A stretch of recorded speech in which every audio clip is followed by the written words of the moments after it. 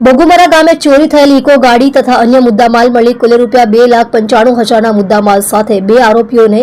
કરણ ગામના પાટિયા પાસેથી પકડી પાડી ઇકો ચોરીનો ગુનો ડિટેક્ટ કરતી પલસાણા પોલીસ.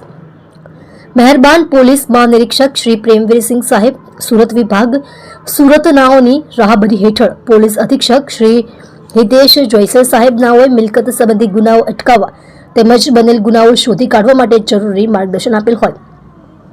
જેથી શ્રી H.L. રાઠોડ સાહેબ, વિભાગીય પોલીસ અધિકારી શ્રી બારડોલી વિભાગ, બારડોલી નાઓની સૂચના તથા માર્ગદર્શન મુજબ V.L. Gagiya, police inspector, Palsana police station તથા N.R. Dhodiya, police sub inspector નાઓએ અસરકારક કામગીરી કરવા જરૂરી સૂચના અને માર્ગદર્શન આપી ચોક્કસ દિશામાં વર્ક ચાલુ કરેલ, જે અનુસંધાને ગઈકાલ તારીખ 19/11/2024ના રોજ પલસાણા પોલીસ સ્ટાફના માણસો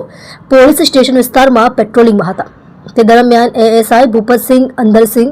તથા પોલીસ કોન્સ્ટેબલ વિક્રમભાઈ ગંધુભાઈ નાઓને ખાનગી રાહે સંયુક્ત બાતમી હકીકત મળેલ કે કરણ પાટિયા પાસે ઇકો ચોરી કરનાર યુસુફ અનવર ઘંટીવાલા ચોરી કરેલ સફેદ કલરની GJ19AF7123 નંબરની મારુતિ ઇકો ગાડીનું વેચાણ કરવા આવનાર છે. જે બાતમીના આધારે ચોરી થયેલ ઇકો ગાડી અન્ય મુદ્દામાલ પકડી પાડી આરોપીઓ વિરુદ્ધમાં કાયદેસરની કાર્યવાહી હાથ ધરી નીચે મુજબનો મુદ્દામાલ કબજે કરવામાં આવેલ છે. કબજે કરેલ મુદ્દામાલની વિગત: એક Maruti eco 4 wheel registered GJ19AF7123 જેની કુલ કિંમત ₹2,85,000, આરોપીની અંગઝડતીમાંથી મળી આવેલ બે મોબાઈલ ફોન જેની કિંમત ₹10,000 એમ મળી કુલ ₹2,95,000નો મુદ્દામાલ, જેમાં પલસાણા પોલીસ દ્વારા ગુનાના આરોપીઓ યુસુફ અનવર ઘંટીવાલા, ઉંમર વર્ષ 27, ધંધો ડ્રાઈવર, રહે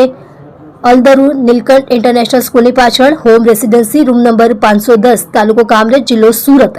મૂળ રહે વાંકાનેર, પટેલ ફળિયું, તાલુકો બારડોલી, જિલ્લો સુરત, રોહિત ઉર્ફે રાજા કૈલાશભાઈ પાંડે, ઉંમર વર્ષ 27, ધંધો મજૂરી, રહે સાયણ શુગર રોડ, સિદ્ધિ રેસિડેન્સી, મકાન નંબર 140, સાયણ કિમ રોડ, તાલુકો ઓલપાડ, જિલ્લો સુરત, મૂળ રહે કિમલિયા ગોડા, ઉત્તર પ્રદેશ. તેને પકડી પાડી ત્રીજો આરોપી મનીષ ભૂપેન્દ્રભાઈ પારીખ, રહે રૂમ નંબર 87, શિવ સર્જન સોસાયટી, હલધરુ ગામ, તાલુકો કામરેજ, જિલ્લો સુરત, ફરાર જતા વોન્ટેડ જાહેર કર્યો છે.